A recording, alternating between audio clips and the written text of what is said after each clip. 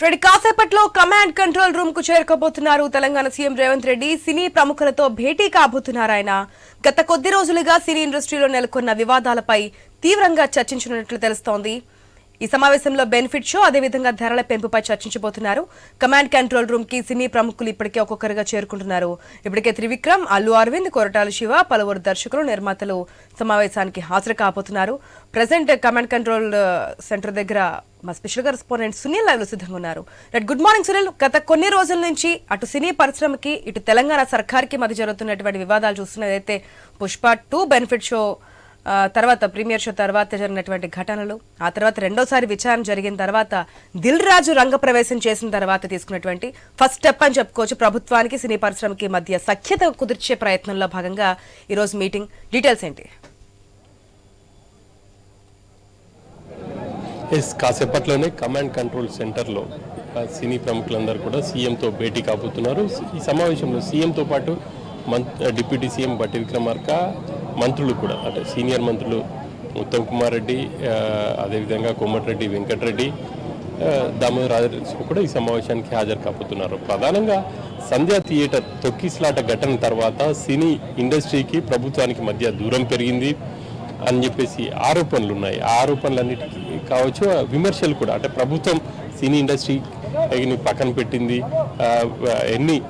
అంటే సినీ ఇండస్ట్రీకి సంబంధించి ఎన్ని బెనిఫిట్స్ ప్రభుత్వం నుంచి ఇస్తున్నప్పటికీ సినీ ఇండస్ట్రీ ప్రముఖులు అవసరమైన సందర్భాల్లో ప్రభుత్వానికి కావచ్చు ప్రజలకి అనుకూలంగా ఉండట్లేదు, వాళ్ళ స్వలాభం కోసమే వాళ్ళు ఉన్నారు అని చెప్పేసి ప్రభుత్వం భావిస్తున్న నేపథ్యంలో ఈరోజు జరుగుతున్నటువంటి సమావేశం కీలకమైందని చెప్పేసి చెప్పుకోవచ్చు. వీటన్నిటికీ చెప్పెట్టే విధంగా ఉండాలి అన్న ఉద్దేశంతో film development corporation chairman Dil Raju నేతృత్వంలో ఈరోజు ఆయన ఇనిషియేట్ తీసుకొని ఇటు సినీ ఇండస్ట్రీ కావచ్చు ప్రభుత్వానికి మధ్య వారధిగా ఉంటూ ఈ సమావేశాన్ని ఏర్పాటు చేశారని చెప్పేసి చెప్పుకోవచ్చు. సీఎం 2 రోజుల తర్వాత టైం ఇస్తారని చెప్పేసి ఈ మధ్య కాలంలో దిల్ రాజు చెప్పడం జరిగింది. ఆ మేరకే సీఎం అపాయింట్మెంట్ ఈరోజు ఖరారైంది.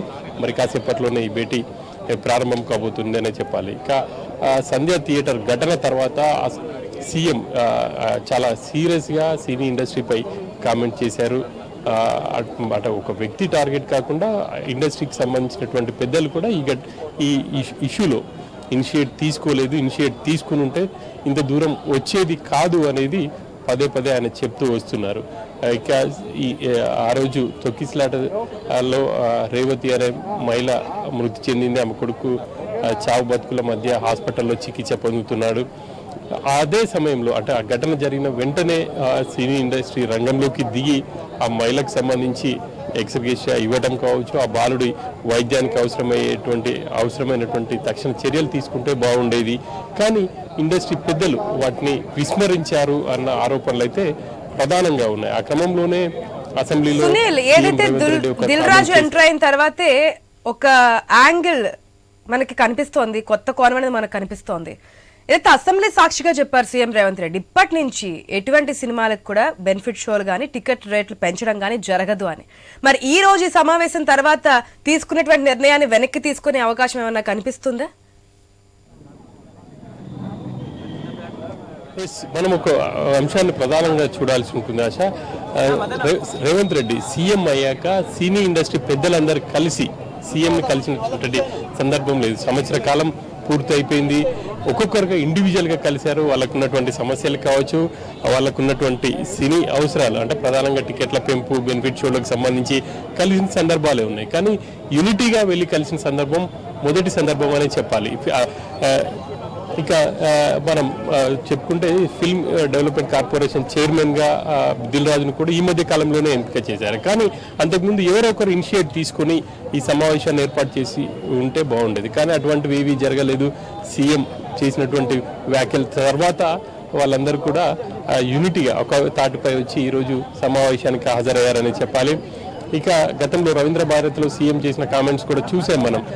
ఇక రానున్న రోజుల్లో నంది అవార్డుల స్థానంలో గద్దర్ అవార్డులు ఇస్తామన్నారు. గద్దర్ అవార్డులు ఇస్తామని చెప్పేసి సీఎం ప్రకటించినప్పటికీ ఇండస్ట్రీ నుంచి ఎవరు కూడా ముందుకు రాలేదు. ఎవరొకరు ముందుగా అందరినీ కోఆర్డినేట్ చేసుకొని వచ్చేసి సీఎం మాట్లాడి కావచ్చు, ప్రభుత్వంతో మాట్లాడి ఉంటే బాగుంటుంది. అటువంటివి ఏవి కూడా జరగలేదు. ఇవన్నింటిని దృష్టిలో పెట్టుకొని కూడా ఒకవేళ సంధ్య థియేటర్ ఘటనలు జరగకుండా ఉండడానికి ప్రభుత్వం ఒక నిర్ణయం తీసుకుంది. ఆ మేరకు బెనిఫిట్ షోలకు అనుమతి లేదు, ఇవ్వము అని కావచ్చు. ఆ తర్వాత టికెట్ల పెంపుకు సంబంధించి కూడా ఒకటి కామెంట్స్ చేశారు.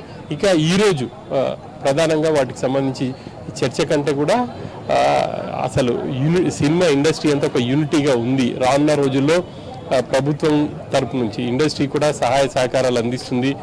అదే కాకుండా ఏదైనా అనుకోని ఘటన జరిగినప్పుడు కూడా తాము ముందుంటామని చెప్పేసి ఒక సందేశం ఇవ్వడానికి ఈ సమావేశం ఏర్పాటు చేశారని చెప్పేసి చెప్పుకోవచ్చు. ఇక ప్రధానంగా సంక్రాంతి వచ్చిందనంటే ఇక అగ్ర హీరోల సినిమాలు కూడా రిలీజ్ అవుతుంటాయి కాబట్టి ఆ టికెట్ల పెంపు, టికెట్ల ధరల పెంపుకు సంబంధించి కావచ్చు, అదేవిధంగా బెనిఫిట్ షోలకు సంబంధించి చర్చ కామన్గా ఉంటుంది. వాటిని కూడా డిస్కస్ చేసే అవకాశాలు అయితే కనిపిస్తూ ఉన్నాయి.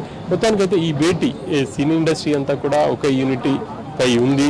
అదేవిధంగా ప్రభుత్వానికి తమ సహాయ సహకారాలు ఎప్పటికీ ఉంటాయి అన్న ఒక సందేశం ఇవ్వడానికి ఈ సమావేశం ఏర్పాటు చేయడం జరిగిందని తెలుస్తుంది. అంతేకాకుండా ప్రభుత్వానికి సినీ ఇండస్ట్రీకి దూరం పెరిగింది అన్న విమర్శలకు చెక్ పెట్టే విధంగా ఉండాలి అన్న ఉద్దేశంతో ఈ సమావేశం అని చెప్పేసి కూడా మనం చెప్పుకోవచ్చు.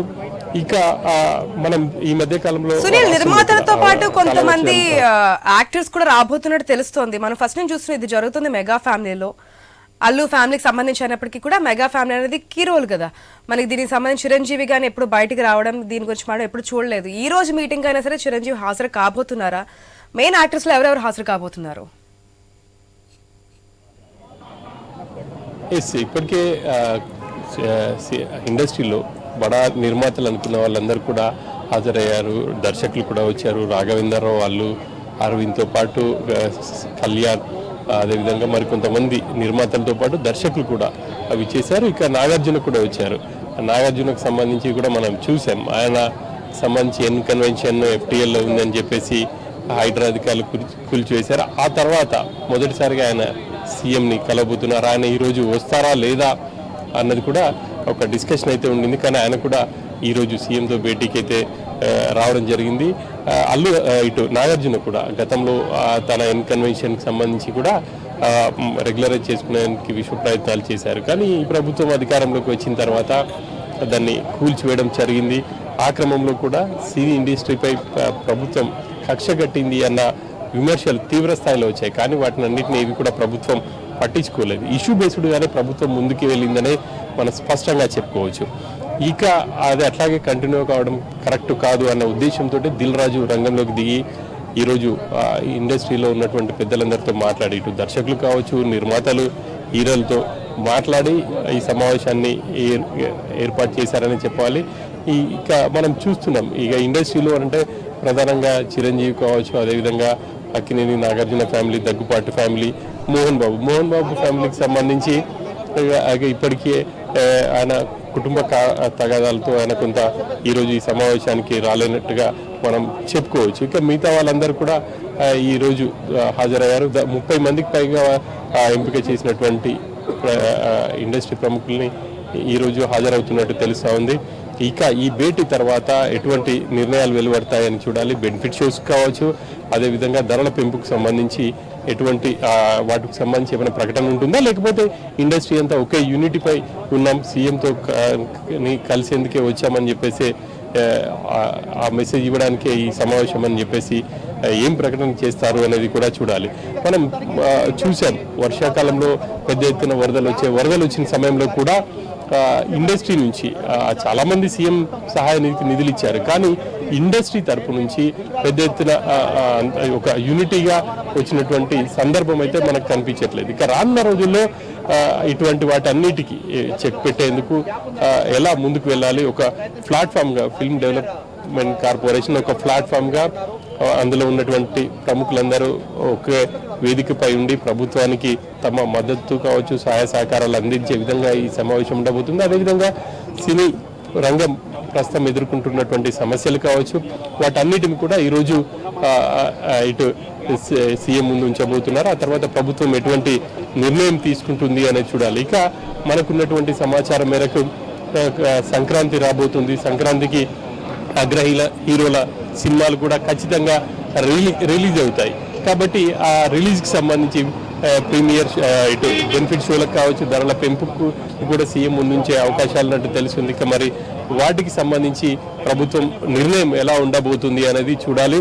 ఇప్పటికి సునీల్, కేవలం ఇది సినీ పరిశ్రమకి సంబంధించి మాత్రమే అనుకోవచ్చా, లేదంటే ఏదైతే రేవతి కుటుంబం రోడ్డు మీద పడడం, రేవతి చనిపోవడం, భాస్కర్ కి అండగా ఉన్నామంటూ కూడా ఆఫ్టర్ దిల్ రాజు ఎంటర్ అయిన తర్వాతే ₹1 కోటి అల్లు అర్జున్ ఇస్తానన్నా, ₹1 కోటి ఏమో మైత్రి మూవీ సంబంధించి 50 లక్షలు, ఇట్లా మొత్తం 2 lakhs అయితే 2 crores అయితే కండక్ట్ చేయడం జరిగింది. సో ఆ కుటుంబానికి సంబంధించి కూడా ఏదైనా నిర్ణయాలు తీసుకునే అవకాశం కనిపిస్తుందా ఈ రోజు ఈ మీటింగ్ లో?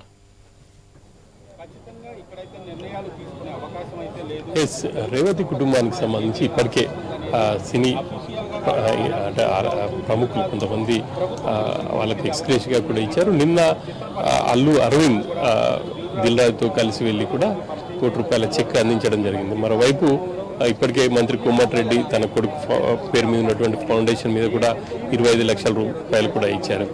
ఇక సినీ ఇండస్ట్రీలో ఇటువంటి ఘటనలు జరగకుండా ఉండేందుకు రేవతి ఘటన ఒక ఉదాహరణ. రానున్న రోజుల్లో వాటన్నిటికీ బ్రేక్ వేసి ముందుకు వెళ్ళాలి. ఒకవేళ అటువంటి ఘటనలు జరిగితే కనుక అనుకోకుండా ఎలా వెళ్ళాలి, అంటే ఎలా ముందుకు వెళ్ళాలి, బాధితులకు ఎలా అండగా నిలవాలి, వాళ్ళ కుటుంబానికి ఎలాంటి సహాయ సహకారాలు అందించాలి, ఇటు నిర్మాతలు కావచ్చు, దర్శకులు కావచ్చు, హీరో వీళ్ళందరూ కూడా ఆ యూనిటీగా వెళ్ళి అండగా ఉంటే బాగుంటుంది అన్న అభిప్రాయాలు కూడా ఉంది. కాబట్టి ఆ మేరకు నిర్ణయాలు తీసుకునే అవకాశాలు అయితే కనిపిస్తూ ఉన్నాయి. ఇక ఇప్పటికే ఈ రేవతి ఘటన రాష్ట్ర వ్యాప్తంగా కూడా ఒక సంచలనం రేపిందనే చెప్పుకోవాలి. రేవతి చనిపోయిన తర్వాత చోటు చేసుకున్న పరిణామాలను చూసాం. హీరో అల్లు అర్జున్ పోలీసులు అరెస్ట్ చేశారు, ఆ తర్వాత ఆయన జైలుకి పంపించారు, రాత్రంతా ఆయన జైలు ఉన్నారు, బెయిల్, ఆ తర్వాత మధ్యంతర బెయిల్పై వచ్చారు. ఇక రానున్న రోజుల్లో ఇటువంటి ఘటనలు కనుక జరిగితే ఎవరు బాధ్యులు అవన్నిటిని కూడా రానున్న రోజుల్లో కూలంకుషంగా చర్చించి బాధితులకు అండగా నిలిచే విధంగా ఒక రూట్ మ్యాప్ ఖరారు చేసేందుకే ఈ సమావేశం అని చెప్పుకోవచ్చు. Asha. Right Sunil, thanks for the update.